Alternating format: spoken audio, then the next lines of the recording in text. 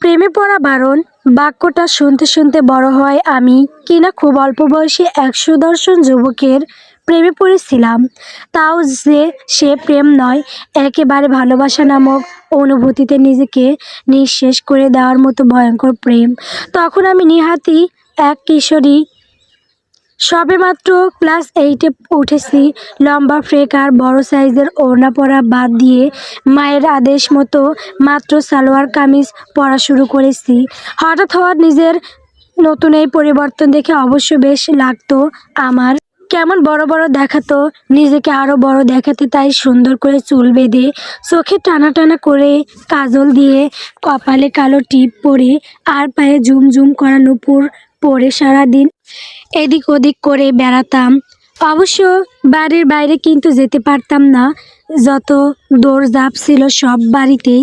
আমাদের এই বাড়ির বিশাল উঠোনটাতেই আমাদের যত উড়ে বেড়ানো, কারণ আমাদের এই যৌথ পরিবার তখনও মেয়েদের একা একা চলাফেরা ভারী নিষেধাজ্ঞা ছিল।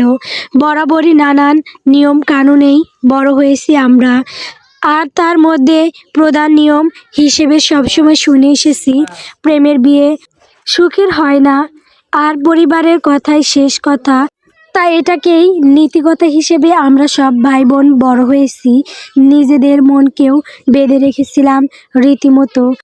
কিন্তু ওই যে শান্তশিষ্ট মেয়ের অবাধ্য কিশোরী মন, তা কি আর কথা শোনে, নাকি কোনো নিয়মের তোয়াক্কা করে? তাই তো এক সুন্দর দিনের পড়ন্ত বিকেলের সোনালি আলোয় এক যুবককে দেখে কিশোরী মনেই এক ধাক্কা লেগেছিল। লম্বাটে সরু চেহারার লোকটাকে দেখে হুট করেই আশেপাশটা যেন অন্ধকার হয়ে এসেছিল। এখনও সে সময়ের অনুভূতিটুকু স্পষ্ট মনে পড়ে আমার। হঠাৎ করেই যেন নিজের সমস্ত শক্তি হারিয়ে দাঁড়িয়ে থাকার অবস্থাটুকুও ছিল না আমার। গলা শুকিয়ে এসেছিল, অদ্ভুতভাবেই আমার শরীর কাঁপতে শুরু করেছিল। তখনও এই সবটুকু অনুভূতি আমার অচেনা, অপরিচিত সব কিছুই। তাই সবটা বুঝে উঠতেও সময় লাগছিল। নিজেকে সামলাতে পারছিলাম না। কিন্তু সব না বোঝার মাঝেও একটা বিষয় খুব করে বুঝে নিয়েছিলাম। অদ্ভুতভাবেই কথাটা মনের মধ্যে নাড়া দিয়েছিল। কিশোরী মনি চিৎকার করে বলে উঠেছিল, নিস্তার নাই আর নিস্তার নাই, কোনোভাবেই আর রেহাই নেই তোর বৃষ্টি। এই প্রথম দেখাটা অবশ্য আমার নানু বাড়ি হয়েছিল। সেবার আমার এক মামা বিশাল বড় করে এক পারিবারিক অনুষ্ঠানের আয়োজন করেছিলেন। অনেক বছর পর বিদেশ থেকে দেশে ফিরেছিলেন তিনি। তাই সব আত্মীয় স্বজনকে একসাথে দেখার আশাতেই এই আয়োজন। সেখানেই আমাদের আত্মীয় হয়ে এই ভদ্রলোক এসেছিলেন। পরে শুনেছি সৈকত নামের এই ভদ্রলোকের নাকি আসারই কথা ছিল না। তিনি তখন সবেমাত্র ঢাকা বিশ্ববিদ্যালয়ের প্রথম বর্ষে ভর্তি হয়েছেন। 1 মাস হয়তো ক্লাস করেছেন। তারপরই তার নাকি মারাত্মক ডায়রিয়া শুরু হয়েছিল। ক্লাস আর কি করবেন, বাথরুম ছেড়েই নড়তে পারেন না। এই জন্যই ক্লাস রেখে বাড়িতে চলে গিয়েছিলেন। তারপর একটু সুস্থ হওয়াতেই সবাই মিলে তাকে ধরে বেঁধে এখানে এনেছে। এই নিয়েও তার কত রাগারাগি, তিনি নাকি আসতেই চাননি। তাই তো আমাদের বাড়িতে এসেই কারো সাথে আর কথা না বলে উঠোনের এক পাশে জায়গা নিয়েছিলেন তিনি। একটা চেয়ারে বিকেলে এসে সেই যে বসেছিলেন, তাতেই রাত করে ফেলেছেন। একটুও নড়চড় হয়নি। এর মধ্যে আমার ছটফট করা কিশোরী মন নিয়ে আমি অবশ্য একবার সেদিকে গিয়েছিলামও। আমার এক বড় আপুকে নিয়ে গিয়েছিলাম।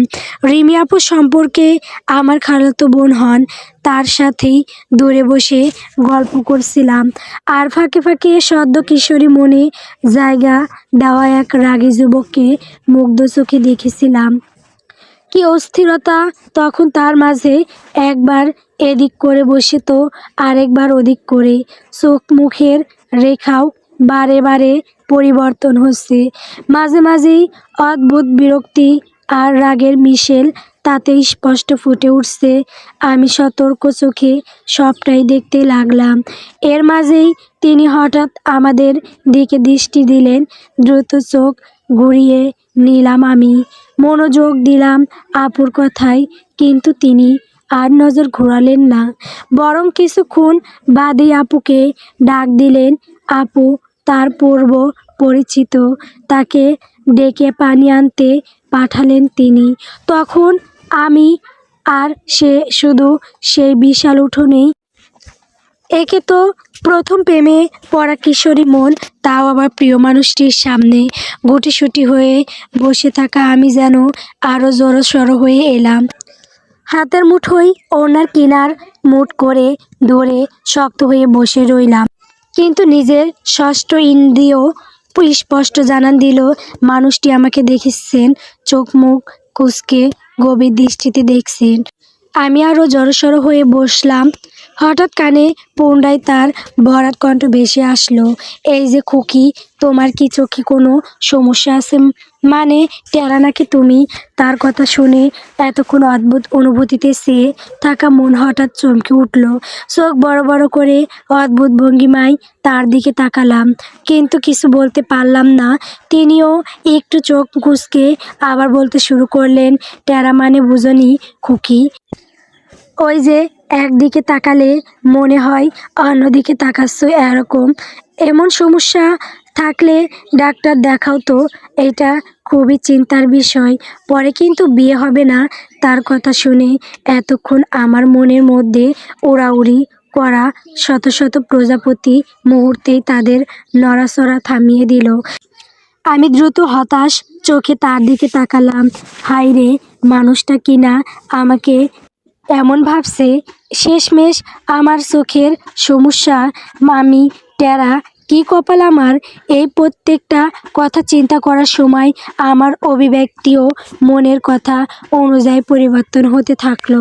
মানুষটা সেটুকুও গভীর চোখে পর্যবেক্ষণ করলেন, কিন্তু আর কিছু বলার সুযোগ হলো না।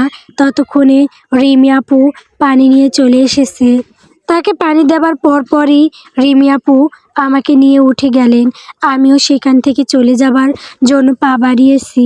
কিছু দূর এগিয়েছিও, কিন্তু অবাধ্য মন আর কথা শুনল না। ঘাড় ঘুরিয়ে পেছন থেকে এক নজরে প্রেমিক পুরুষের অবয়বটি দেখতে চাইল, কিন্তু পিছনে তাকাতেই শৈল অবশ্যই এলো আমার। পা থমকে দাঁড়ালো। গ্রামের ঠান্ডা বাতাসের স্পর্শ তীব্রভাবে শরীরে অনুভূত হতে থাকলো। আমি অবশ্যই আশা শরীর নিয়েই তার চোখে চোখ রাখলাম। তিনি তখনও এক দৃষ্টিতে আমার দিকে চেয়ে আছেন। যতক্ষণ আমাকে দেখা গেছে ততক্ষণই গভীর দৃষ্টিতে দেখেছেন, আর আমি আমারও অবাধ্য চোখ শেষ পর্যন্ত নজর পরিবর্তন করতে পারিনি। ব্যাস, এভাবেই শুরু হয়েছিল আমার সেই সর্বনাশা পথের যাত্রা।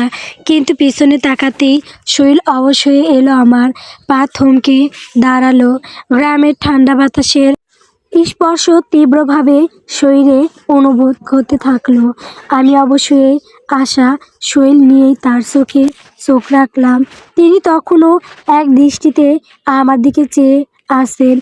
তো যতক্ষণ আমাকে দেখা গেছে ততক্ষণই গভীর দৃষ্টিতে দেখেছেন, আর আমি আমারও অবাধ্য চোখ শেষ পর্যন্ত নজর পরিবর্তন করতে পারেনি। ব্যাস, এভাবেই শুরু হয়েছিল আমার সেই সর্বনাশা পথের যাত্রা। গ্রামের দিনগুলো সাধারণত একটু ভোরবেলাতেই শুরু হয়। চারিদিকে পাখির কিচিরমিচির আওয়াজ, মন্তব্যে বাচ্চাদের সমস্বরে উচ্চারিত ধ্বনি, পুকুর পাড়ে বউদের হাসাহাসি, মেঠো পথে সকলের একসাথে কাজে যাওয়া, এই সব কিছু মিলেই সুন্দর একটি দিনের সূচনা হয়। তার উপর আজ বাড়িতে অনুষ্ঠান আছে, বাজার করা, সবজি কাটা, বাচ্চাদের হই হুল্লোড়, সব কিছু মিলে এ বাড়ির দিন আরও আগে শুরু হয়েছে। সকলের চেঁচামেচি অবশ্য আমার কানে এসেছে। এই পরিবেশে ঘুমানো অসম্ভব হলেও আমি কানের ওপর বালিশ চেপে তখনও বিছানায় মা কয়েকবার ডেকে গেছেন ইতোমধ্যে, কিন্তু রাতে ঠিক মতো ঘুম না হওয়াতে আমি কোনোভাবেই চোখ মেলে তাকাতে পারছি না। কি করেই বা ঘুম হবে? এত মানুষজন এইটুকু বিছানাতেই কালকে 8 জন ঘুমিয়েছি আমরা। এর মধ্যে কেউ আবার শরীরের ওপর হাত তুলে দেয়, তো কেউ আবার পা তুলে দেয়। উফ, আর থাকবো না এখানে আমি, আজই বাড়ি যাব। এইসব চোখ বন্ধ করে চিন্তা করতে করতেই হঠাৎ কাঁথাতে টান পেলাম। আমি মুখ খুঁজকে আবার কাঁথা টান দিতেই আমার মামাতো ভাই আদরের গলা পেলাম। সে খুব তাড়াহুড়োর স্বরেই বলল, এই আপু, উঠে পড়ো তাড়াতাড়ি। এত বেলা পর্যন্ত কেউ ঘুমায় নাকি? এত অলস হলে কিন্তু তোমার একদম বিয়ে হবে না। এমন চোখ মুখ কুঁচকে পেতনির মতো মুখ না করে উঠে পড়ো। বছর 8 ছেলের মুখের এমন কথা শুনে লাফ দিয়ে উঠলাম আমি। চোখ বড় বড় করে ওকে দেখছি। ওর মুখে তখন দাঁত বের করা ভোলাবালা হাসি। এসব কে বলেছে তোকে? আমার বিয়ে নিয়ে এত চিন্তা? কার এত সাহস? সৈকত বাই বলেছে। বাইয়ের অনেক সাহস। নদীর ধারের বড় বড় তাল গাছে উঠে তাল পেড়েছে। বলেছে নারকেল পেড়েও খাওয়াবে আমাদের সৈকত ভাইকে। আরে ওই যে চশমা পরা ভাইয়াটা, যে বেশি পটি করে বলে ঢাকা থেকে এসেছে আর বেশি বেশি পানি খাচ্ছে এখানে এসে। আদরের কথা শুনে চোখ বড় বড় করে তাকালাম আমি। তার নাম তাহলে সৈকত? জানা ছিল না আমার, অবশ্য জানবো কিভাবে? শুধু সেই লম্বাটে জাগরা চুলের ছেলেটাকে দেখেই তো আমার মাথা আউলে গেছে। বাকি সব কিছু জানার আর সুযোগ হয়নি, কিন্তু তারা আমাকে নিয়ে এমন মন্তব্য। চোখ মুখ কুঁচকে আমি পুনরায় প্রশ্ন করলাম, চোখ মুখ কুঁচকে পেতনির মতো আছি, এটা কে বলেছে? সৈকত বাদ, তিনি কিভাবে জানলেন এই ঘরে এসেছিলেন না তো? আমাকে এর আগে 6বার পাঠিয়েছেন তোমাকে ডাকতে। এসে দেখি তুমি চোখ একদম কুঁচকে ঠোঁটের কাছে নিয়ে গেছো। ওটাই যে বলেছি তখন সৈকত ভাই তোমাকে পেতনি বলেছি, কিন্তু কোনো গাছের পেতনি তুমি? আপু, তুমি কি শেওড়া গাছের পেতনি? কথাগুলো বলে মুখে হাত চাপা দিয়ে হাসতে লাগলো আদর। এর দিকে আমার মাথায় হাত, একদিকে রাগে শরীরে জ্বলছে, অন্যদিকে বুকের মাঝে চিনচিনে ব্যথা হচ্ছে, কিন্তু রাগটাকেই প্রাধান্য দিলাম। লাগা জ্বলে যাক, বেঁচে থাকলে আরও অনেককে দেখি ভালো লাগবে। অনেক সুপুরুষ আছে পৃথিবীতে, কি খারাপ আমাকে কিনা পেতনি বলেছে? এইসব মনে মনে ভেবেই রাগে গজগজ করতে করতে উঠলাম আমি। যে আমাকে পেতনি বলেছে সে কি জানে রোজ কতজন ছেলে পথের ধারে আমার জন্য অপেক্ষা করে আমাকে একটু দেখতে? এখনই কত বিয়ের প্রস্তাব আমার বাসায় আসে, কতগুলো প্রেমপত্র এখনো পর্যন্ত পেয়েছি আমি আমাকে নায়িকাদের মতো দেখতে বলে সবাই। আর সে কিনা আমাকে পেতনি বলল? না বৃষ্টি, যে তোর কদর করতে পারলো না তাকে আর মনের ভেতর রাখা যাবে না। সব ভালো লাগা বাদ, আর চিন্তা করা যাবে না তার কথা। কিন্তু হাইরে বোকা কিশোরী মন, তা কি তখনও বুঝেছিল যে এই ভালো লাগাকে সে ত্যাগ করতে পারবে না, বরং জীবনের প্রথম ভালো লাগা ভালোবাসা হয়ে তাকে আষ্টেপৃষ্ঠে সারা জীবন অনুভূতির বাঁধনে বেঁধে রাখবে। এই মরণ যন্ত্রণার অনুভূতি থেকে তার যে আর রেহাই নেই, বুঝেছিল তখন সে বোকা মন। আমি বিরক্তির চোখে তাকাতে তাকাতে ঘর থেকে বের হয়ে এলাম। বের হতেই প্রথম দেখা হলো সেই খারাপ লোকের সাথে। আমি মুখ ঘুরিয়ে উল্টো পথে যেতে নিলেও তিনি পিছু ডাকলেন, গলা উঁচিয়ে বললেন, এই যে খুকি, অনুষ্ঠান বাড়িতে সকাল 9টা পর্যন্ত ঘুমাও কিভাবে? একটু হাতে হাতে কাজ করে দিলেও তো পারো। এমন অলস হলে কিন্তু তোমার বিয়ে দেওয়া কষ্ট হয়ে যাবে। তার কথা শুনে আমি দ্রুত এদিক ওদিক চাইলাম। ভরা অনুষ্ঠান বাড়িতে কয়েকজনই তার কথা শুনে মুখ টিপে হাসছে। লজ্জার রাগে মাথা নত হয়ে এলো আমার। আমার বিয়ে নিয়ে এই ছেলের এত চিন্তা কেন? না হোক আমার বিয়ে, তাতে তার কি? এর মধ্যে আমার মা কোথা থেকে তাড়াহুড়ো করে সাথে এসে উত্তর করে আবার দ্রুত চলে গেলেন। হ্যাঁ বাবা, এই মেয়েটা যে এমন হলো কিভাবে? এর বিয়ে নিয়েও আমার ভারী চিন্তা। আপনার চিন্তা বুঝতে পেরেছি ফুপু। এত অলস মেয়েকে বিয়ে দেওয়া কষ্টেরই হবে। ইস, কি করুণ সুরেই না কথাটা বলল, যেন কি কষ্টটাই পাচ্ছে। হে আল্লাহ, জীবনে প্রথম একজনকে ভালো লেগেছিল আর তার কিনা এই রূপ বের হলো। এত খারাপ। বিরক্তিতে কাঁপতে থাকা শরীর নিয়ে আমি ওখান থেকে সরে যেতে চাইলাম, কিন্তু তা কি আর হলো? সেই যে আমার প্রথম ভালো লাগা, আর তো ঠিকই যাওয়ার আটকে দিল। আমার পেছন থেকে পুনরায় গলা উঁচিয়ে ডাকলো, কোথায় যাচ্ছ মেয়ে? যাও তো, আমার জন্য টিউবওয়েলের থেকে এক গ্লাস ঠান্ডা পানি আনো দ্রুত। আমি তার এমন আদেশের সুর শুনে আর নিজেকে আটকাতে পারলাম না। কঠিন চোখে এবার তার দিকে তাকালাম।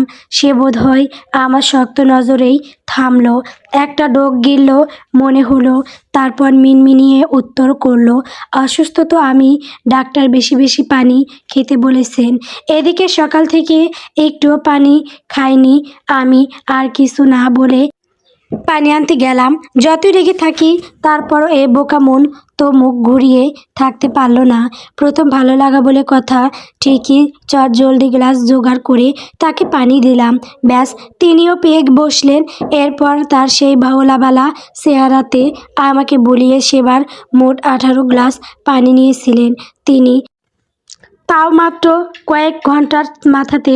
ওই যে সকাল থেকে দুপুরের পরই বাড়ি ফাঁকা হতে শুরু করলো। সবাই দুপুরে বিশাল খাবার আয়োজন শেষ করেই যার যার নিজ গন্তব্যে ফেরত যাচ্ছে। আমরাও হয়তো তাড়াতাড়ি চলে যাব, কিন্তু এর মধ্যেই বাচ্চা পার্টি কিভাবে যেন তাদের সৈকত ভাইকে মানিয়ে গুছিয়ে নদীর পাড়ে নিয়ে গেছে। ওদিকে কিছু নারকেল গাছ আছে, তার থেকে কিছু ডাব পেড়ে তাদের খাওয়াতে হবে। আমি প্রথমে যাব না করেও পরে গিয়ে ঠিক হাজির হলাম। অবাধ্য মন তো আর মানতে চায় না মানুষটা একটু পরেই চলে যাবে। ভাবলেই তো চোখ ভিজে আসছে, হৃদয়ের ভেতর একটু একটু করে ক্ষত তৈরি হচ্ছে। তাই রিমি আপাকে নিয়েই নদীর পাড়ে ছুটে গিয়েছিলাম। আর চোখে দূর থেকে তাকে যতটুকু দেখা যায় মন ভরে না হয় একটু দেখেই নিই।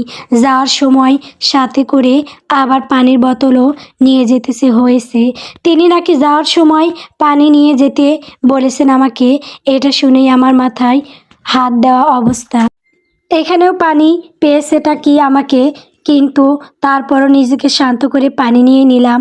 চিন্তা হলো, একটু মানুষটা পানি না খেলে তো আবার অসুস্থ হয়ে পড়বে। ডাক্তার বেশি বেশি পানি খেতে বলেছেন কিনা। নদীর পাড়ে যেই দেখি হই হই অবস্থা। সবাই ডাব খাওয়াতে ব্যস্ত। বড়রাও যেন ছোটদের সাথে আজ সামিল হয়েছে। সবাই মাটিতে বসেই খাওয়া শুরু করেছে। এদিকটা একটু ফাঁকা, তেমন ঘরবাড়ি নেই। চারিদিকে তাকালে বেশ জায়গা জুড়ে শুধু গাছগাছালি দেখা যাবে। আমি আর রিমি আপা সেখানেই বেশ কিছুক্ষণ হাঁটাহাঁটি করলাম। সবাই ততক্ষণে বাড়ির পথে যাওয়া শুরু করেছে। তখনই দূরে সৈকতকে দাঁড়িয়ে থাকতে দেখলাম। একজন বয়স্ক মানুষের সাথে কথা বলছে। আমি তার দিকেই এগিয়ে গেলাম। পানির বোতলটা তো দেওয়া হয়নি। মানুষটা না জানি কতক্ষণ পানি না খেয়ে আছে। তার তো আবার একটু পরপর তেষ্টা পায়। এইসব ভাবতেই পায়ের গতি বাড়লো আমার। দ্রুত পথ চলতে থাকলাম। ততক্ষণে রিমি আপা সহ বাকিরাও সেই স্থান ত্যাগ করতে ব্যস্ত। আমি সৈকতকে পানি দিয়েই ওদের সাথে যোগ দেব ভাবলাম, কিন্তু তাদের কাছে যেতেই বৃদ্ধা মহিলাটি আমার দিকে তাকিয়ে মিষ্টি করে হাসলেন।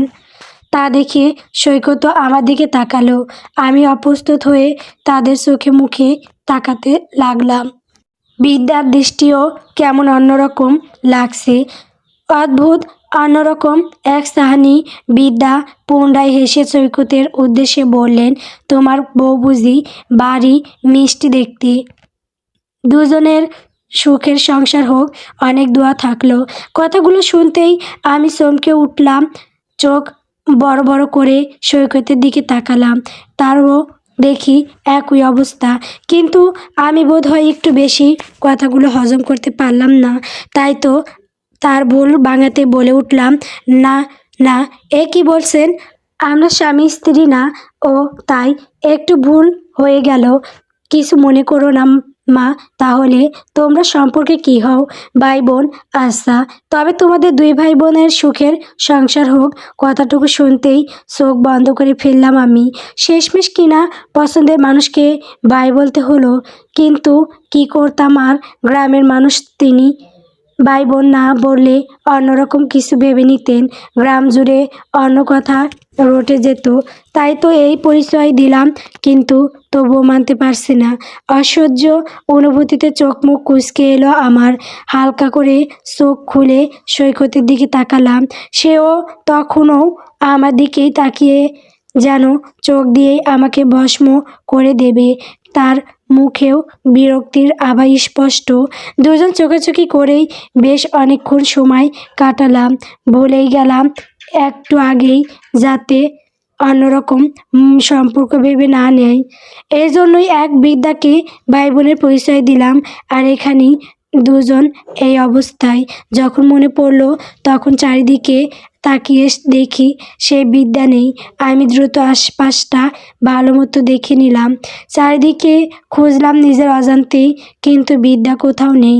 আমার খোঁজাখুঁজি দেখে সৈকত এবার মুখ খুলল। তিনি চলে গেছেন হয়তো। কিভাবে? আমরা তো এখানেই ছিলাম। চলে গেলে দেখতাম না? দুজনের নজর যদি দুজোড়া চোখে আবদ্ধ থাকে, তবে অন্য কিছু সে নজরে পড়বে কিভাবে? কথাগুলো কানে আসতেই সৈকতের দিকে তাকালাম আমি। সে দূরে দৃষ্টি দিয়েছে, ঠোঁটে অদ্ভুত হাসি দেখা। বেশ কিছুক্ষণ সেভাবে রেখেই এবার সে নজর সরিয়ে আমার চোখের সাথে চোখ মেলালো, শান্ত কিন্তু গভীর দৃষ্টি। আচ্ছা, এই পৃথিবীর সব কিছু নজর থেকে আড়াল করার জন্য এই চোখ দুটোই কি যথেষ্ট নয়? আমি তো সব কিছু ভুলে গিয়েছিলাম সেদিন। আমার সেই নীতিক বাক্য, মনে বড় হওয়া, সেই আমার যৌথ পরিবারের নিয়মকানুন, এই যে এতটা বয়সের পার্থক্য, কিছু মাথায় ছিল না সেদিন। সৈকত সেদিন আমার চোখে চোখ রেখেই দীর্ঘটিতে বলে উঠল, যেন খুব যত্ন করে শব্দগুলো উচ্চারণ করলো, না হলে খটকা লোকের থেকে এমন কথা কি বের হওয়া অসম্ভব।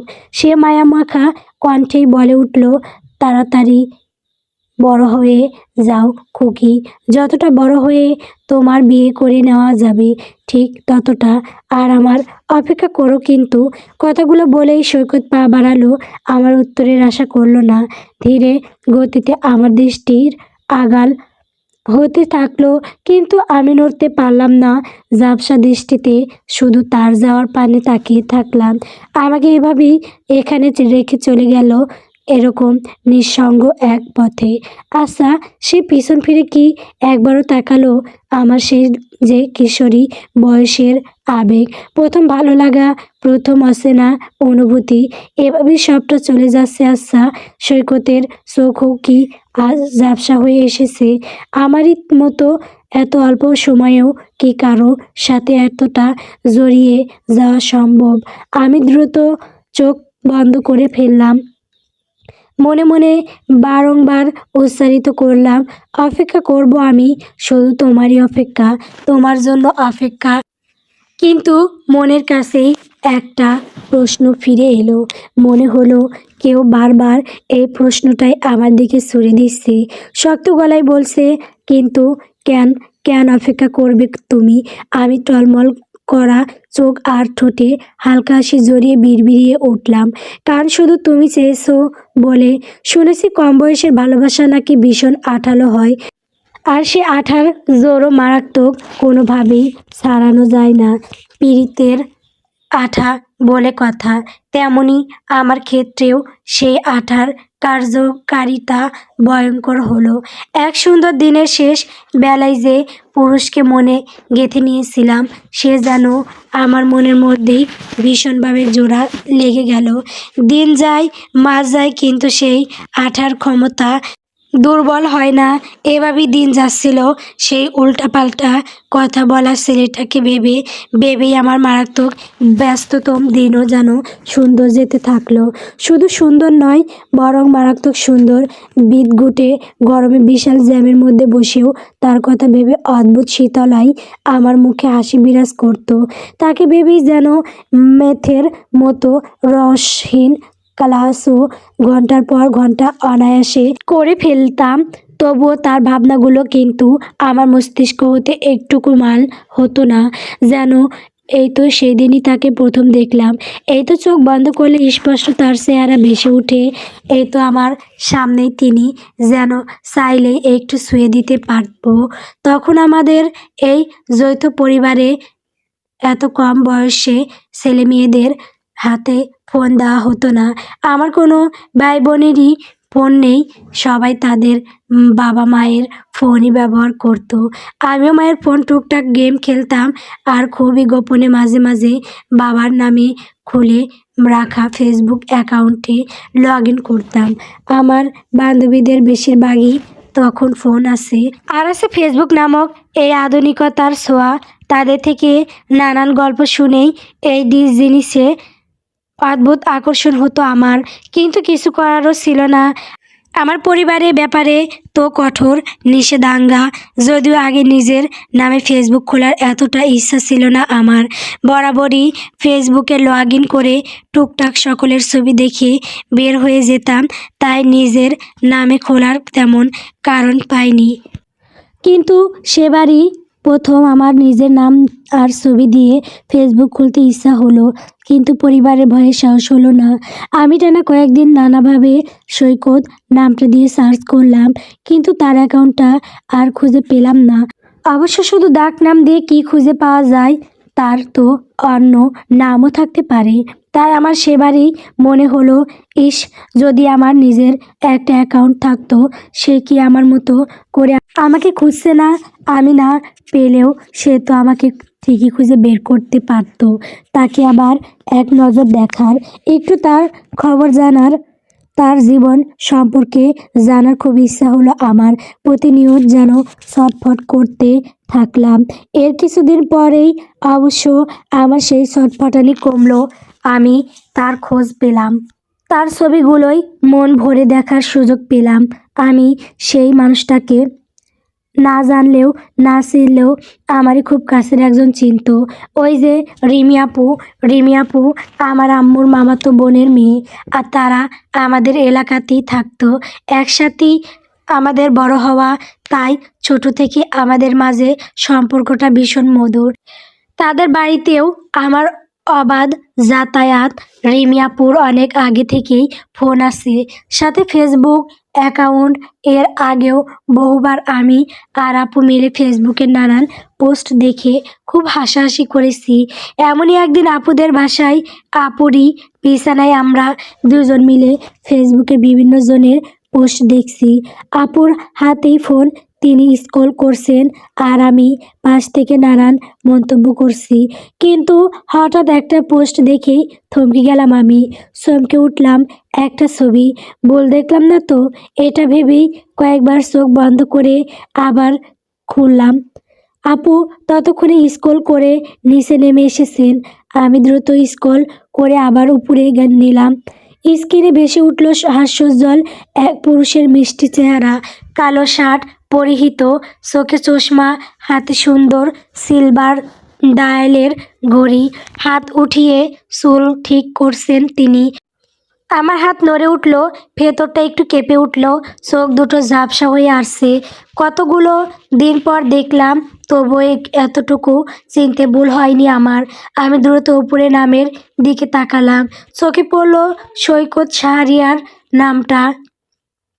কয়েকবার আপন মনে শব্দ দুটো বিড়বিড়িয়েও উঠলাম, রিমি আপু। তখন পাশ থেকে ডেকে উঠল, তার চোখে মুখে হালকা বিস্ময়। হয়তো হঠাৎ আমার এমন থেমে যাওয়ার কারণ বুঝতে পারছেন না, আবার হয়তো অনেক কিছু বুঝতে পেরেছেন। আপু চোখ দুটো ছোট ছোট করে প্রশ্ন করলেন, কি হয়েছে বৃষ্টি? আমি ততক্ষণে নিজেকে সামলে নিয়েছি, মুখের রেখা পুনরায় পরিবর্তন করে আগের রূপে নিয়েছি। তাই দ্রুত উত্তর করলাম, কই আপু, কিছুই তো হয়নি। তাহলে এমন থেমে গেলি কেন? স্ক্রল করে আগে আনলি। এই যে ছবিটার আর হঠাৎ চেনা চেনা লাগলো, তো তাই খুব পরিচিত মনে হচ্ছে। ওহো, তুই চিনতে পারিসনি? এটা তো সৈকত ভাই, ওই যে তোর নানু বাড়ির দাওয়াতে বেড়াতে গিয়েছিলেন। ভুলে গেলি এরই মধ্যে? ও হ্যাঁ, মনে পড়ছে। উত্তর করেই থামলাম আমি ভাঙা ভাঙা বলিতে। আর কি বা বলবো, যদি আপু কিছুটা বুঝে ফেলে। আমি তাই খুব কষ্টেই আপুর সাথে স্বাভাবিক থাকলাম, কিন্তু আমার এই প্রচেষ্টা হয়তো খুব একটা সফল হলো না। তাই তো একটু পরই আপু আবার চিন্তিত চেহারাতে আমাকে প্রশ্ন করলো, শুধু কি চেনা চেনা লাগলো বলেই থামলি বৃষ্টি? আমি প্রশ্নটা শুনে চমকে উঠলেও ধীরে ধীরে ভাঙা কণ্ঠে উত্তর করলাম, হ্যাঁ আপু, এছাড়া আর কেন থামবো? ব্যাস এভাবেই সৈকত শাহরিয়ার নামক উল্টাপাল্টা পুরুষের একটা খোঁজ পেয়েছিলাম আমি।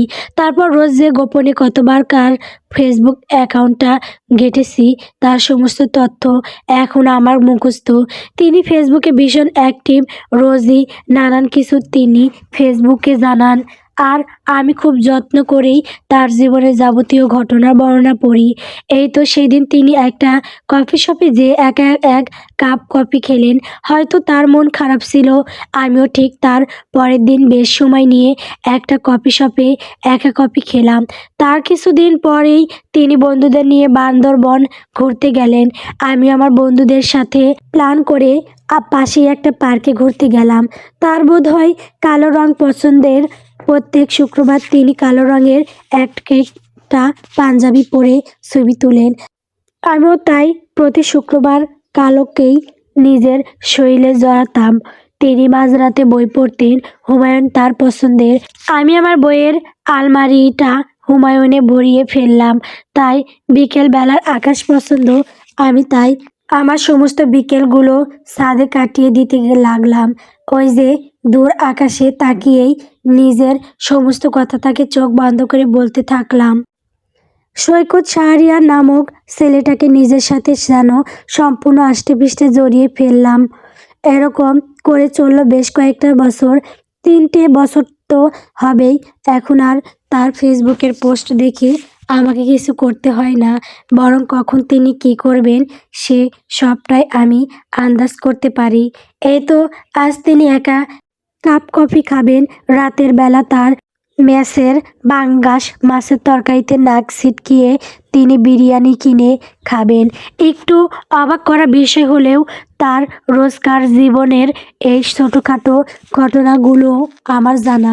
আমি নিশ্চিত তার কোনো কাছের কেউ আমাকে দেখলে আমাকে স্বভাবে তার ফিমেল ভার্সন বলতে পারে। অবশ্য কেন বলবে না? এই যে আমার পড়ার টেবিলটা, উপরের তাকের এক পাশে বই আর এক পাশে খাতা, মাঝে কলমদানি, কলমদানির মাঝে আবার কাগজ সাঁটা, আর তাতে লেখা। আর নিচের তাকটা একদম ফাঁকা, কারণ সৈকত সাহেব মাঝে মাঝে এটা ওটা জিনিস ওই তাকে রেখে খেতে খেতে পড়াশোনা করেন।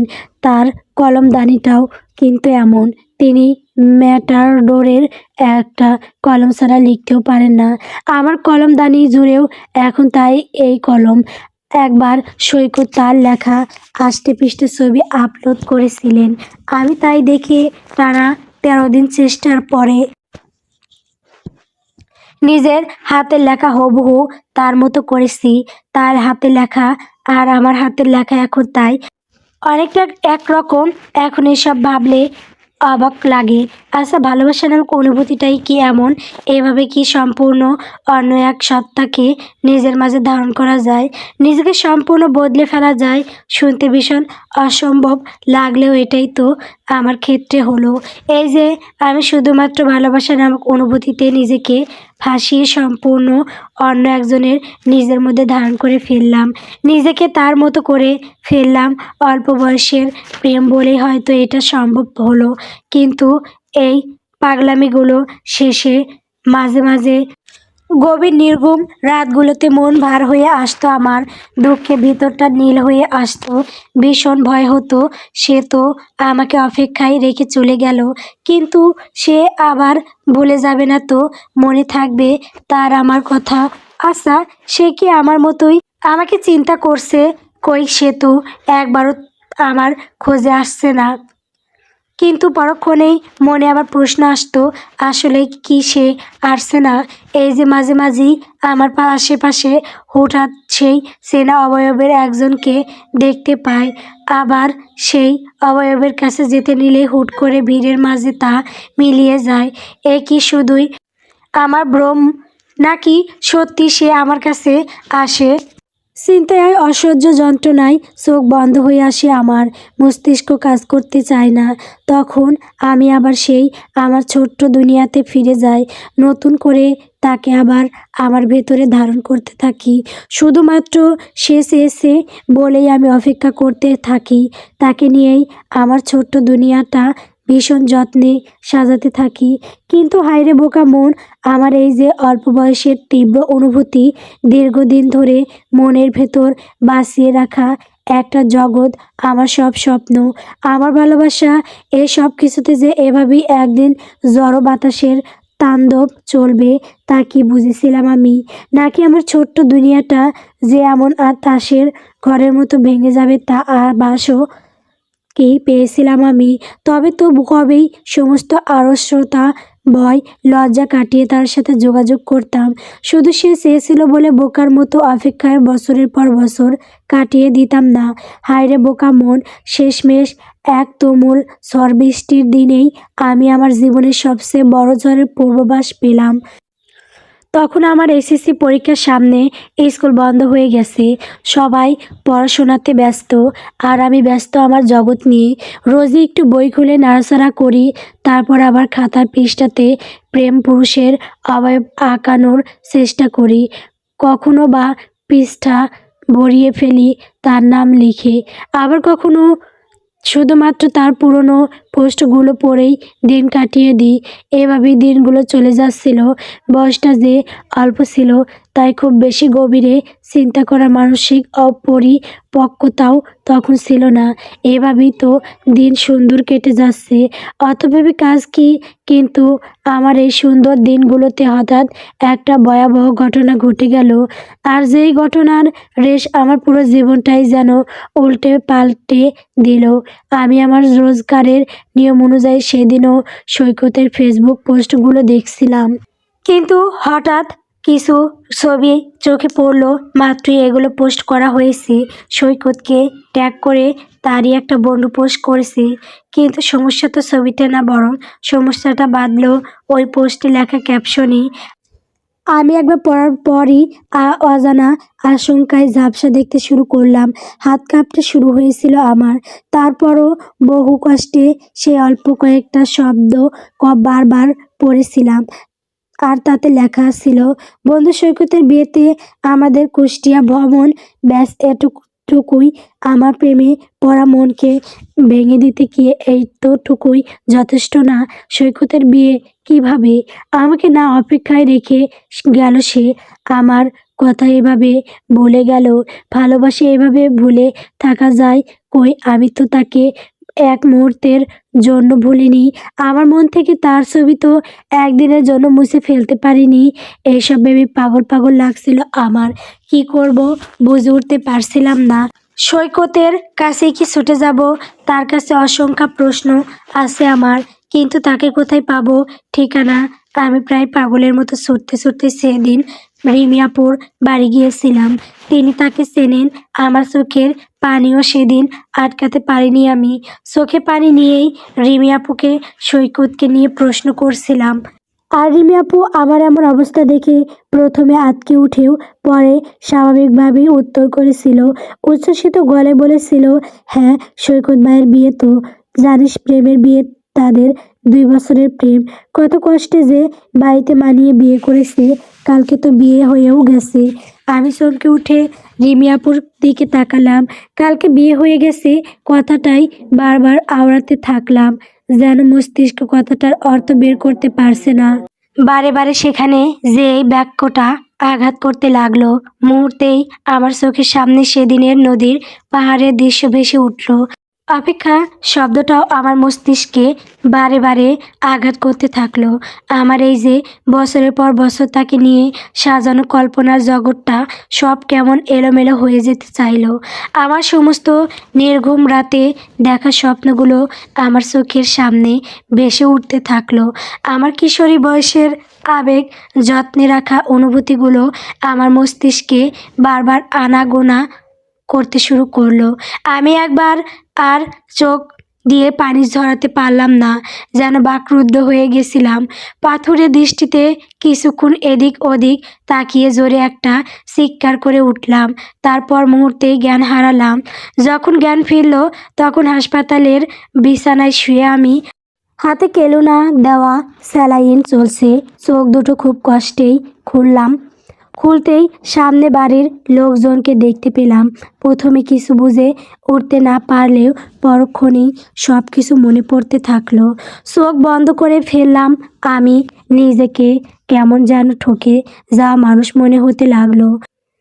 এত অল্পেই সব কিছু শেষ হয়ে যেতে পারে। আমি কি করব এখন? তখন বয়সটাও এত কম ছিল যে আবেগ বাদ দিয়ে অন্য কোনো কিছুই আর সামনে আসছিল না। পরে শুনেছিলাম টানা 3 দিন পর নাকি আমার জ্ঞান ফিরেছিল।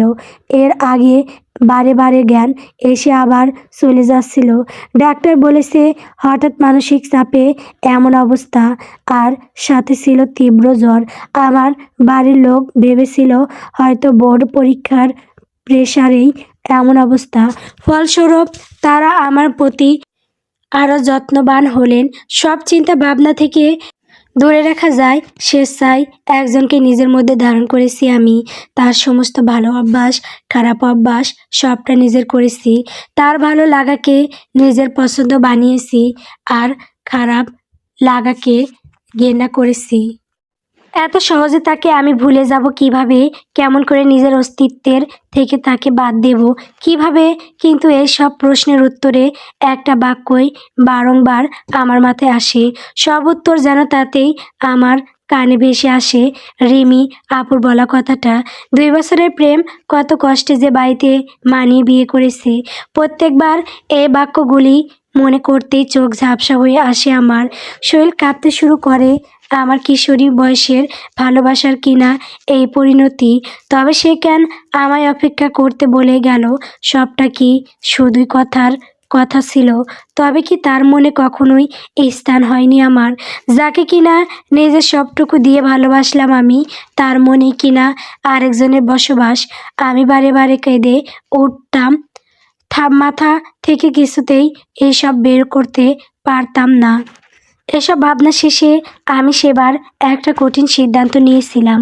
আমার টানা 3 বছর ধরে সার্চ লিস্টের প্রথমে থাকা সৈকত শাহরিয়ার নামটা আমি একদিন ডিলিট করে দিলাম।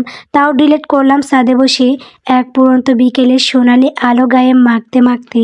তারপর যতক্ষণ আলো ছিল ততক্ষণই ঠায় বসেছিলাম আমি।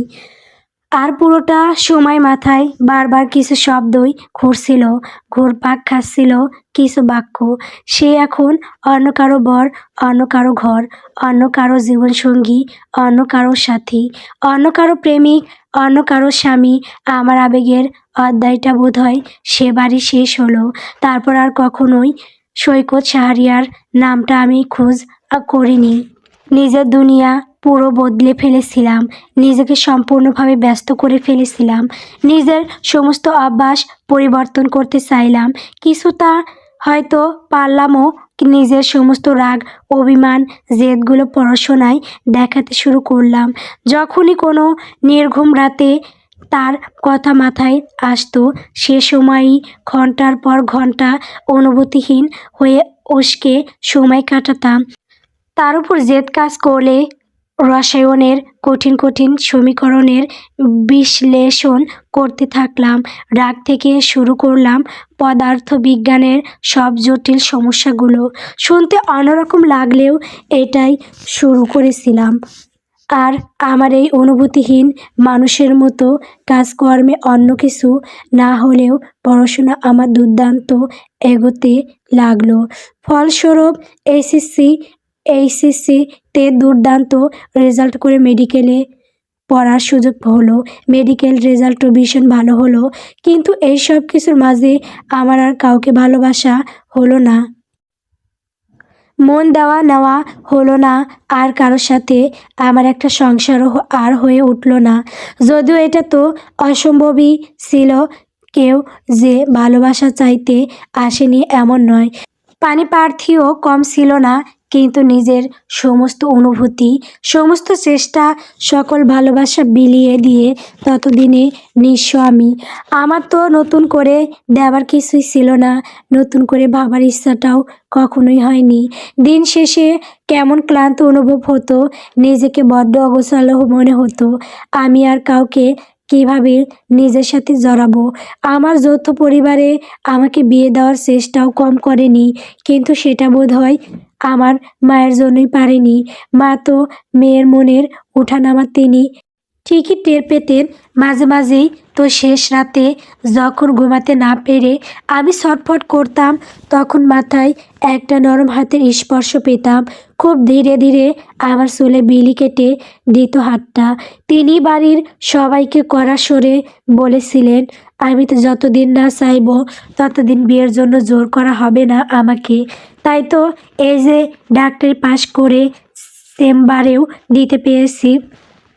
আমার দিনগুলোকে আরও ব্যস্তময় করে তুলতে পেরেছি আমি। কিন্তু এই ব্যস্তময় দিনগুলো যখন আমার পুরনো আঘাতের উপর প্রলেপ লাগাতে ব্যস্ত, ঠিক তখনই আমার জীবনে নতুন করে সেই আঘাত পুনরায় দগদগে হয়ে উঠল। এক আফসোসের সাগরে আমাকে ঝাঁপ দিতে হলো সে সময়। আমি যে কত বোকা তা আরও একবার প্রমাণ হলো। এক সন্ধ্যায় রিমি আপু আমার বাড়িতে এলেন। আপু ততদিনে বিয়ে করে পুরো দস্তর সংসারী, বেশ কয়েক বছর হলো তার সংসার জীবনের। তিনি হঠাৎ সেদিন সন্ধ্যায় এসে আমার ঘরে চুপটি করে বসলেন। আমি বেশ কয়েকবার নাস্তা পানি এনেও তাকে দিলাম, কিন্তু তিনি কিছুই খেলেন না। অবাক লাগলো আমার, তবু কিছু বললাম না, বরং তাকেই সময় দিলাম। তিনি উসখুস করতে লাগলেন কিছু বলার জন্য, কিন্তু বলে উঠতে পারছিলেন না। শেষমেশ রাত 12টা বাজিয়ে ফেললেন তিনি। কথাগুলো বলতে বলতে কান্না মিশ্রিত কণ্ঠে তিনি বললেন, আমার জীবনে আমি জেনে শুনে কখনোই কোনো অন্যায় করিনি রে বৃষ্টি। তারপরও দেখ আমার সংসারটা টিকছে না, ভাঙনের একদম শেষ পথে। এত চেষ্টার পরও টিকিয়ে রাখতে পারছি না। কথাগুলো বলেই কান্নায় ভেঙে পড়লেন আপু। আমি তাকে থামানোর চেষ্টা করলাম, সাথে অবাকও হলাম। এতদিন তো এসবের কিছু শুনিনি, তবে আপু আজ আমার কাছেই কেন এসব বলছেন?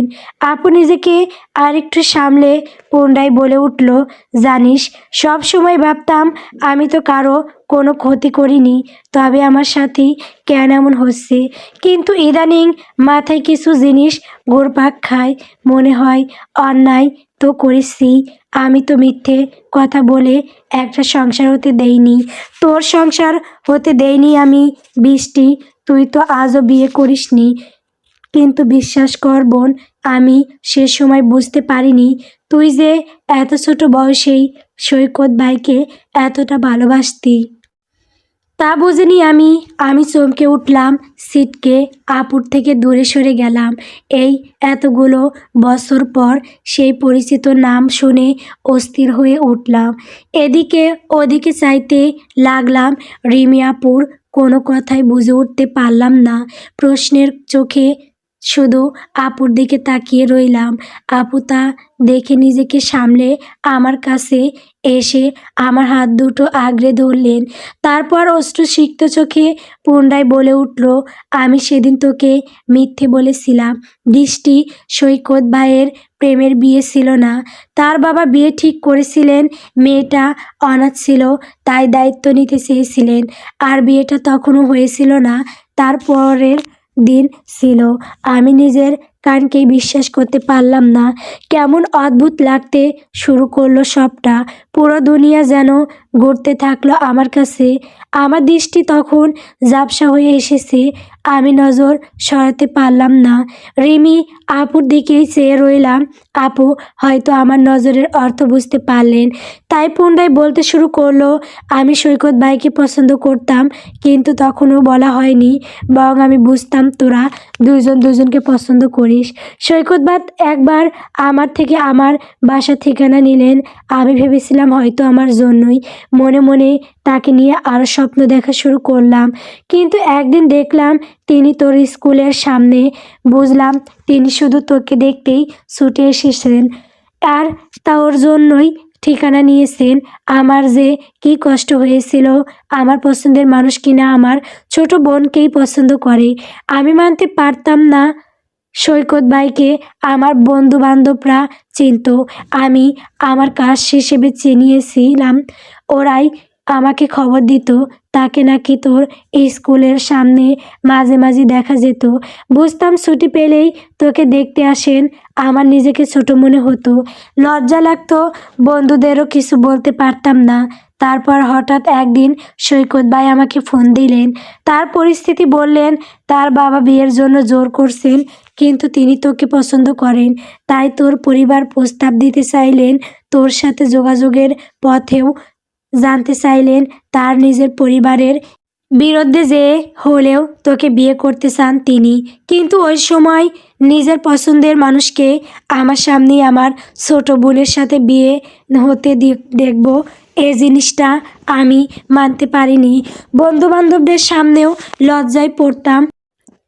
তাই তাকে একটা মিথ্যে বলেছিলাম তোর পরিবার থেকে তোকে কাবিন করিয়ে রেখেছে আরেকজনের সাথে। অনেক দিন আগেই এটা হয়েছে। সৈকত ভাই এটা শুনে চুপ করে গেছিলেন। তারপর আর কোনো দিন আমার সাথে যোগাযোগ করেনি। পরে তো শুনলাম বিয়ে করে নিয়েছেন তিনি। সৈকত ভাই আমার সাথে যোগাযোগের কিছুদিন পরেই তুই আমার কাছে ছুটে এলি। তোর চোখ মুখ দেখেও বুঝলাম তুইও তাকে অনেক পছন্দ করিস। আমি তারপর তোকেও কিছু মিথ্যা বললাম, কিন্তু বিশ্বাস কর, তুই যে তাকে এত পছন্দ করিস তা আমি বুঝিনি। তুই আজও বিয়ে করলি না বৃষ্টি। তোর সংসারটা বোধহয় আমি হতে দিলাম না। দুজন মানুষের ভালোবাসা আমি শেষ করে দিলাম। তুই আমাকে মাফ করে দে বৃষ্টি। এই জন্যই বোধহয় আমার সংসারটাও হচ্ছে না। আমাকে মাফ করে দে বৃষ্টি, মাফ করে দে বোন। তুই মাফ না করলে আমার সংসারটা বোধহয় আর টিকবে না। রিমি আপু পুনরায় কান্নায় ভেঙে পড়লেন। তিনি আমার কাছে বারবার মাপ চাইতে লাগলেন। আমার কানে আর কিছু ঢুকলো না, মস্তিষ্ক আর কিছু নিতে পারলো না। বারে বারে আপুর কথাগুলো মাথায় ঘুরতে থাকলো। তিনি আমাকে ভালোবাসতেন, আমার জন্য বারবার ছুটে আসতেন। তিনি আমার সাথে যোগাযোগ করতে চেয়েছিলেন। সেদিন আমি কেন আপুর কথা মেনে নিলাম, কেন তার কাছে ছুটে গেলাম না? তবে তো আজ তিনি আমার থাকতেন, আমার হয়ে থাকতেন। শুধুই আমার আমার একটা সংসার থাকতো। আমি আর কিছু চিন্তা করতে পারলাম না। মস্তিষ্ক আর কাজ করতে চাইল না। আমি চিৎকার করে কেঁদে উঠলাম। আর মাঝরাতে আমার এই কান্নার স্বর চারিদিকে ঝনঝন করে উঠল। রিনি আপুও ভয় পেয়ে গেল। আমার পুরো পরিবার ছুটে আসলেন। তারা কিছু বুঝে উঠতে পারছেন না। তাদের বহু বছর ধরে হাসি কান্না বন্ধ করে থাকা মেয়ের আজ এমন অজোরে কান্নার হেতু তারা খুঁজে পেলেন না। কিন্তু মা হয়তো বুঝলেন, তাই তো সকলকে ঘর থেকে বের করে দিয়ে তিনি আমাকে জড়িয়ে নিলেন, একেবারে বুকের মাঝে মিশিয়ে নিলেন আমাকে। আর আমি কান্না মিশ্রিত কণ্ঠে মাকে বলতে থাকলাম, মা তিনি আমার খোঁজে এসেছিলেন, আমাকে বিয়ে করতে চেয়েছিলেন। আমি শুধু অপেক্ষা করিনি মা, আমার ভালোবাসা মিথ্যে হয়ে যায়নি। রিমি আপু আমার সাথে এমন কেন করলো? আমাকে এভাবে শেষ করে দিল কেন? তার তো বিয়ে হয়ে গেল মা, সে তো অন্য কারো এখন। আমি এভাবে তাকে হারালাম, এভাবে ভুল বুঝলাম কেন? তার কথায় বিশ্বাস রেখে তার সাথে যোগাযোগ করিনি, তিনি কেন আমাকে বিশ্বাস করেনি? তবে তো আমাদের ভালোবাসাটা বেশি থাকতো। সেবারের মতো মা আমাকে সামলে নিলেন। তার মেয়ের না হওয়া ভালোবাসার গল্প তিনি শুনলেন। সারা রাত নিজের বুকের মাঝে রেখে মেয়ের প্রলাপ শুনলেন।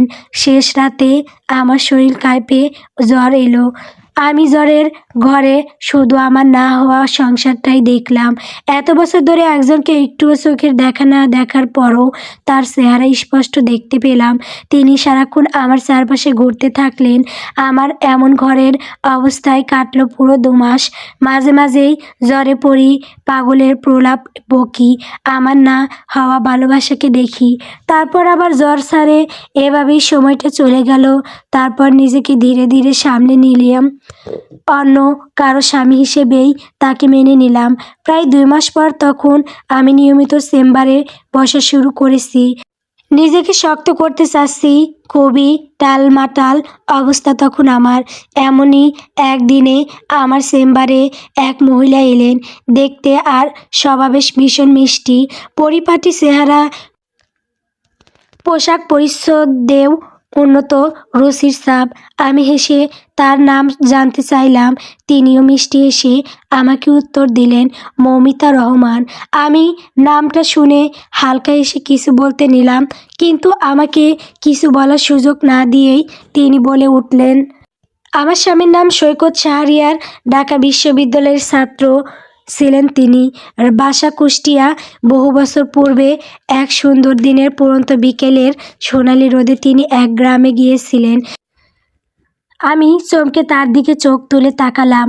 হাতে থাকা কলমটা মুহূর্তে পড়ে গেল, হাতের আঙুলগুলো কাঁপতে থাকলো। একটু এদিক ওদিক চাহনি দিয়ে নিজেকে স্বাভাবিক করার চেষ্টা করলাম। ভদ্রমহিলা আমার এহেন অবস্থা দেখে মিষ্টি হাসলেন। সামনে থাকা আমার নোটপ্যাড নিয়ে কিছুক্ষণ একদৃষ্টিতে দেখলেন। মনে হলো একটু চমকেই উঠলেন। তারপর চোখ ঘুরিয়ে ঘুরিয়ে আমার পুরো ঘরটুকু দেখলেন। আর আমি স্থির চোখে শুধু তাকে দেখলাম। মাঝে মাঝে চমকে উঠে যে তার মুখের রেখার পরিবর্তন হচ্ছে তাও লক্ষ্য করলাম। আমার চোখ ভিজে আসলো। এই যে মৌমিতা নামক মেয়েটা, অসম্ভব সুন্দর মেয়েটা, সে কি জানে সে কতটা ভাগ্যবতী? সে কি জানে সে এক জীবনে কত কিছু পেয়ে গেছে? আমি যা বছরের পর বছর চেয়েও পাইনি, তা সে বিনা পরিশ্রমে, বিনা চাওয়াতে অনায়াসে পেয়ে গেছে। কি অদ্ভুত পৃথিবীর নিয়ম! আমি কে বুঝতে পেরেছেন বৃষ্টি? অবশ্য না বোঝার কথা না। আমার রাগ হলো, বিরক্ত লাগলো। আমার সামনে বসে থাকা মেয়েটাকে অসহ্য লাগলো আমার। তার রূপের ধার যেন সরাসরি আমার চোখ ভেদ করে হৃদয়কে ক্ষতবিক্ষত করে তুলতে লাগলো। আমি এদিক ওদিক তাকিয়ে নিজেকে ধাতস্থ করার চেষ্টা করলাম। তারপর কড়া সুরে উত্তর করলাম, আপনি কি সমস্যা নিয়ে এসেছেন? দ্রুত বলুন, আমি বেশি সময় দিতে পারবো না। মমিতা হাসলেন, নিজেকে আরেকটু এগিয়ে নিয়ে উত্তর করলেন, সমস্যা তো গুরুতর ডাক্তার সাহেবা। হৃদয়ের সমস্যা, এই যে মনের সমস্যা। আমি মনে চিকিৎসা করি না, অন্য ডাক্তার দেখাবেন, এখন আসতে পারেন। কিন্তু এই সমস্যার চিকিৎসা যে শুধু আপনার কাছেই আছে, আপনি ছাড়া আর কেউ সারাতে পারবে না এই রোগ। তাই একটুও নড়ব না আমি। আমি কপালে হাত দিয়ে চেয়ারে হেলান দিলাম। এই মেয়ে যাবে না বলেই মনে হচ্ছে, কিন্তু এত বছর পর আমার নিকট আসার কারণ কি? আমার জীবনের সবটুকু কেড়ে নিয়ে আবার আমার দাড়ি কেন? মাথা ব্যথা করে উঠল আমার। শরীর দুর্বল লাগতে শুরু করলো। শরীর বেশি খারাপ লাগছে বৃষ্টি। আমি কিন্তু জানি তুমি অসুস্থ, খোঁজ নিয়েই এসেছি। বেশি সময় নেব না, শুধু কিছু কথা বলতেই এসেছি। একটা মাত্র গল্প বলবো, ধরে নিতে পারো। আমি তার কথার উত্তর করলাম না। কি বলতে এসেছে তা অজানা আমার, কিন্তু যা বলার বলে বিদায় হোক। আমি কপালে হাতটা আরেকটু জোর ঘষে নিচের দিকে নজর দিলাম। জানো তো, আমার বিয়ের বেশ কিছু বছর হয়ে গেল। এই তো 9 বছর চলছে আমার বিয়ের ঘটনা আবার একটু অদ্ভুত। আমি অনাথ চাচার বাড়িতে মানুষ, খুব কষ্টে মানুষ হয়েছি বলা যায়। কষ্টে আর শুধুমাত্র নিজের চেষ্টায়। এর মধ্যে ঢাকা বিশ্ববিদ্যালয়ে হঠাৎ একদিন চান্স পেয়ে যায়, কিন্তু ভর্তি হওয়াটা অনিশ্চয়তার মধ্যে ছিল। চাচা তখন আমার বিয়ে দিতে চান। অভাবের সংসারে কয়তই বা পড়াবেন, আর গ্রামে বিয়ে দিলে কে বা আমাকে ঢাকায় পড়ার সুযোগ দেবে। ঠিক সেই সময় এত কিছু আমার শ্বশুর মশাইয়ের কানে যায়। তার ভীষণ মায়া হয়। তারপর তিনি পছন্দ করে আমাকে বাড়ি বউ করে আনেন। বউ নয়, মেয়ে করেই আনেন। কিন্তু জানো তো, আমি সেই মেয়ে হয়েই থাকলাম। বউ আর কখনোই হওয়া হলো না আমার। কারণ যার বউ হয়ে গেলাম তিনি তো মেনে নিলেন না আমাকে। আমার স্বামীও তখন ঢাকা বিশ্ববিদ্যালয়ের ছাত্র। প্রথম 2-1 বছর ভার্সিটির হলে থাকলেও পরবর্তীতে আমার শ্বশুরের উদ্যোগে আলাদা সংসার হয় আমার। ঢাকা শহরে ছোট্ট একটা সংসার, কিন্তু এটা বারবার আমার সংসারই থেকে গেছে। আমাদের সংসার আর কখনোই হয়নি। হবেই বা কীভাবে? আমার স্বামী যে বরাবরই বড্ড উদাসীন ছিলেন। শুরুর দিকে তার এমন উদাসীনতা খুব ভাবাতো আমাকে। চেহারার দিক থেকে আমাকে ফেলে দেওয়ার মতো নয়। আমি শিক্ষিত বটে, তবে তিনি কেন আমার দিকে একটু তাকিয়ে দেখেন না? কেন বহুদিন পর্যন্ত আমাদের শোবার ঘর আলাদা ছিল? কেন তিনি আমার পাশে বসে একটু কথা বলেন না? কী কারণ থাকতে পারে? খুঁজতে লাগলাম। পরে অবশ্য জানতে পেরেছিলাম আমার স্বামীর অন্য পছন্দ ছিল। প্রেম নয়, শুধুই পছন্দ, কিংবা তাতে মিশেছিল এক সমুদ্র পরিমাণ ভালোবাসা। আমার স্বামী তাকে অপেক্ষায় থাকতে বলেছিলেন, কিন্তু বাচ্চা একটা মেয়ে, অত ভালোবাসা বোঝার তো বয়স তার হয়নি। তাই পরিবারের কথায় আরেকজনকে বিয়ে করে নিল মেয়েটা। আমার স্বামী অবশ্য তা জানতেন না। বাবা বিয়ের কথা বলার পর খুব নাকি ঝামেলা করেছিলেন। বিয়ে না করার জন্য ওই মেয়েকে ছাড়া কাউকেই বিয়ে করা সম্ভব না। কিন্তু পরে সব জেনে একজন এতিম মেয়েকে সাহায্য করতে এগিয়ে যান। পরে অবশ্য আমাদের সংসার একটু স্বাভাবিক হয়েছে। আমার শ্বশুর মারা যাওয়ার সময় আমার স্বামী থেকে কথা নিয়েছিলেন আমাকে সুখে রাখবার কথা, ভালো রাখবার কথা। তারপর সেই কথা রাখতেই আমার স্বামী আর আমার বিবাহিত জীবন একটু একটু করে স্বাভাবিক হতে লাগলো। আমার সংসার থেকে আমাদের সংসার হতে লাগলো একটু একটু করে। যদিও পুরোপুরি সবটা স্বাভাবিক হয়েছে এটা বলতে পারবো না। এখনও মাঝরাতে চোখ খুললে আমি আমার স্বামীকে পাশে পাই না। তাকে তখন বারান্দায় স্কেচ বুক হাতে বসে থাকতে দেখি, আর তাতে অন্য নারীর স্কেচ, অন্য নারীর হাসির ঝলকানি, আর আমার স্বামীর চোখের কার্নিশে পানি, দৃষ্টিতে আফসোস মেশানো। কেন সে মেয়েটার বিয়ের আগে যোগাযোগ করেনি? কেন মেয়েটা তার অপেক্ষায় থাকেনি? কিন্তু জানো তো, আমার খারাপ লাগে না। আমি মাঝরাতে তাকে বারান্দায় বসে থাকতে দেখলেও আবার হাসি মুখে চোখ বুজে ফেলি। কারণ একটু পরেই তো অনুভব করি আমাকে পেছন থেকে কেউ আষ্টেপৃষ্ঠে জড়িয়ে ধরছে, একদম মিশিয়ে নিচ্ছে তার সাথে। আমি চোখ খুলি না, বরং ঘুমের বাঁধরে পড়ে থাকি। তারপর সারা রাত একজনের মমতা মেশানো হাত আমার চুলের মাঝে অনুভব করি। সেই রাতগুলো আমার ভীষণ ভালো কাটে জানো, দারুণ ঘুম হয়। হয়তো আমার স্বামী আমাকে ভালোবাসেন না, আবার বাসতেও পারে। আমি ঠিক বুঝতে পারি না। ভালোবাসার জটিল সমীকরণগুলো আমার মাথায় ঢোকে না। আমি ম্যাথমেটিক্সের স্টুডেন্ট। পৃষ্ঠার পর পৃষ্ঠা অনায়াসে অঙ্ক কষে ফেলতে পারি আমি, কিন্তু এই যে ভালোবাসার এই সরলগুলো আমার মস্তিষ্কে ঢুকতে চায় না। আমার কাছে তো এটাই ভালোবাসা। আমার অসুস্থতার দিনগুলোতে আমার সেবা করা, আমার বাড়ি ফিরতে দেরি হলে একটু ফোন দিয়ে খোঁজ নেওয়া, মাঝে মাঝে আমাকে বন্ধের দিনে ঘুম থেকে না তুলে আমার সামনে নাস্তা বানিয়ে হাজির করা। আমার জন্মদিনে পালন করা, আমার মন খারাপ থাকলে চুপচাপ আমার পছন্দের খাবার কিনে টেবিলের ওপর রেখে দেওয়া, এগুলোই তো আমার কাছে ভালোবাসার সমীকরণ।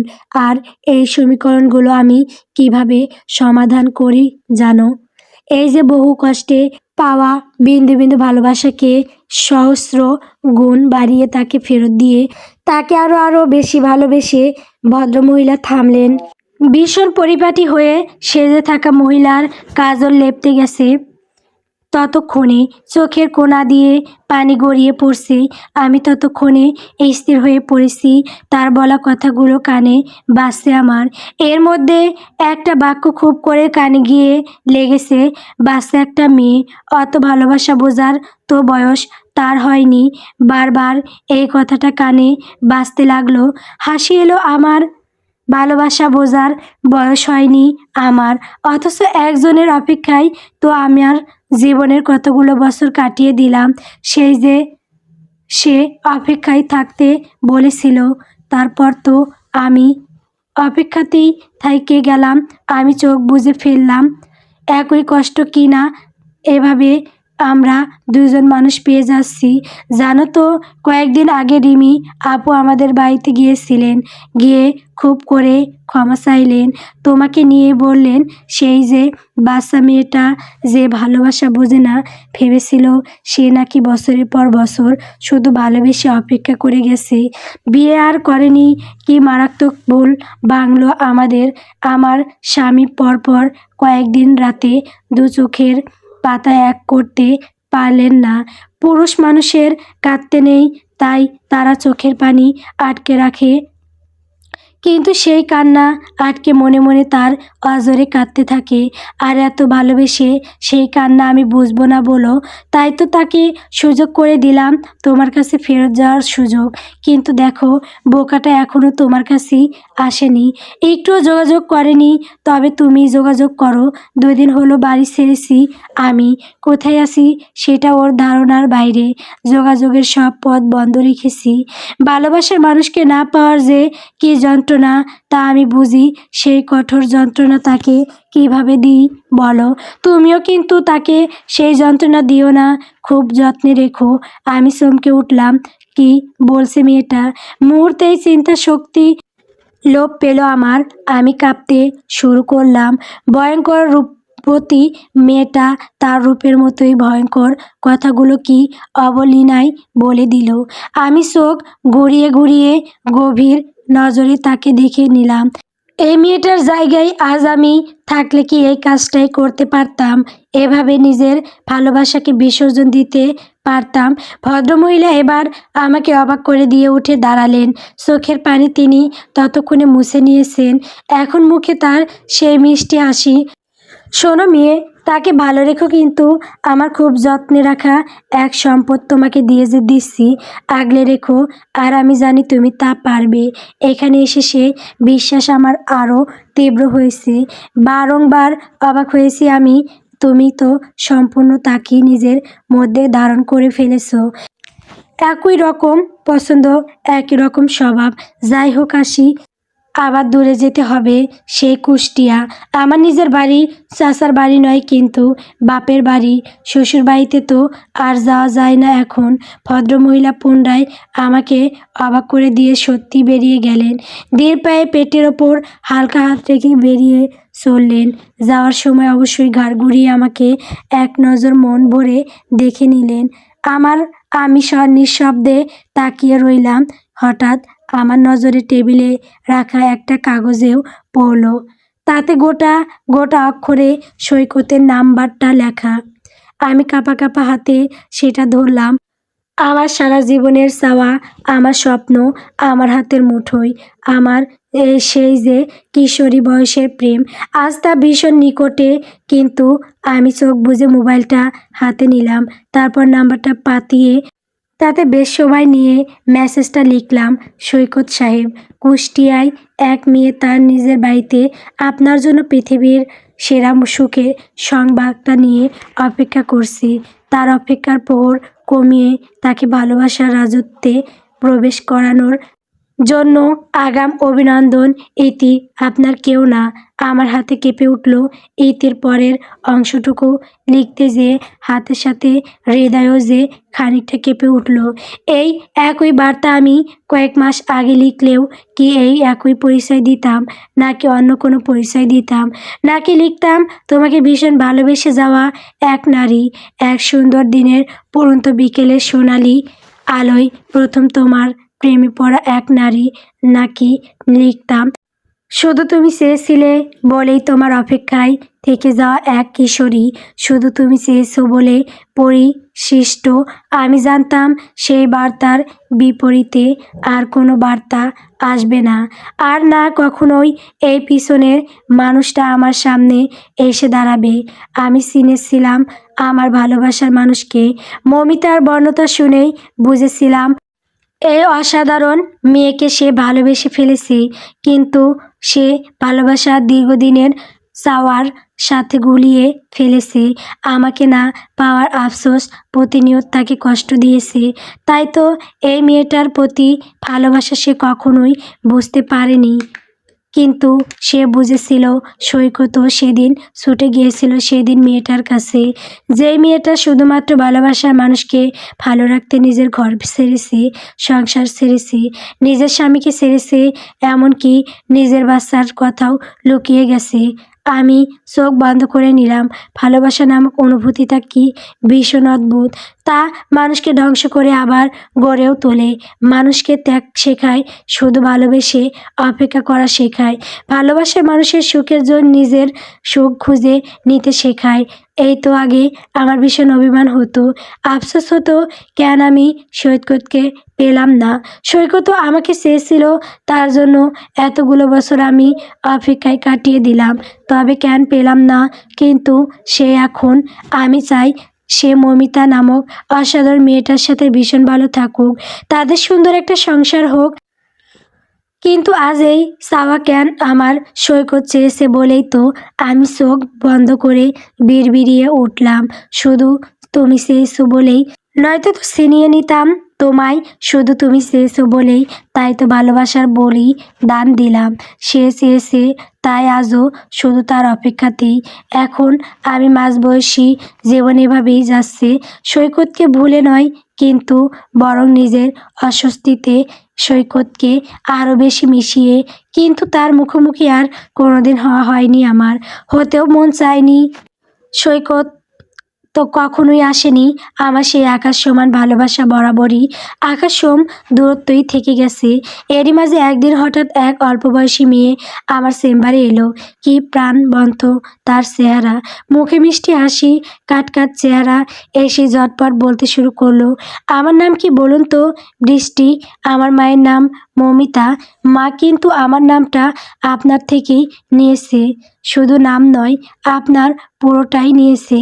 আমি ডাক্তারি পড়ছি, আমিও হুমায়ুন পছন্দ করি। রেগে গেলে আমিও কপালে হাত ঘষতে থাকি। লাল রং আমারও পছন্দ নয়। হুটহাট আপনার মতো পাহাড়ে যাই, আপনার মতো বিকেলে আকাশের নিচে বসে থাকি। আমার কলমদানিতে এই একই লেখা, আমিও সুতি শাড়ি পরতে পছন্দ করি।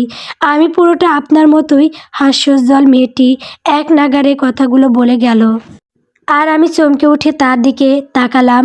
মেয়েটা এরপর কণ্ঠ একটু নামিয়ে মোহিত গলায় বলল, এবার আমি আপনার মতোই একজনকে ভীষণ ভালোবাসতে চাই। নিজেকে নিঃশেষ করে দিয়ে তাকে ভালোবাসতে চাই।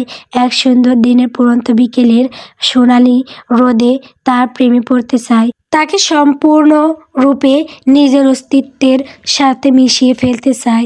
তারপর শুধু সে চেয়েছে বলেই আজন্ম তার অপেক্ষায় থেকে যেতে চাই। সমাপ্ত গল্প। তুমি চেয়েছো বলেই। গল্পটি কেমন হয়েছে কমেন্ট করে বলবেন। আমার চ্যানেলে নতুন নতুন গল্প পেতে সবাই আমার চ্যানেলটিকে সাবস্ক্রাইব করবেন, পাশে থাকবেন। ধন্যবাদ সবাইকে।